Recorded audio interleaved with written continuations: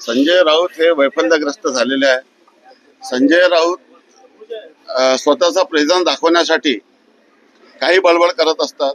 संजय राऊत आयुष्यात कधी निवडणूक लढले नाही आणि कधी निवडणूक जिंकले नाही. ते आमच्या आमदारांच्या भरोश्यावर ते खासदार झालेले आहे.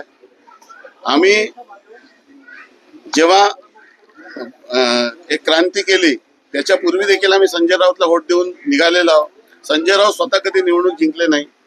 त्यामुळे लोकनेता म्हणण्याचा त्यांना अधिकार नाहीये. ते लोकनेते नाहीये. फक्त स्वतःचा प्रेझेन्स मीडियामध्ये आपला स्पेस राहावं म्हणून काहीतरी वक्तव्य करायचे, स्टंटबाजी करायची आणि आपली खासदारकी परत मिळवायची हा त्यांचा जुना धंदा आहे. हे असंच करू करू त्यांनी उद्धवजी यांच्या पक्षाची पूर्णपणे वाट लावलेली आहे आणि अजूनही ते तशाच पद्धतीचं कृत्य करत आहे.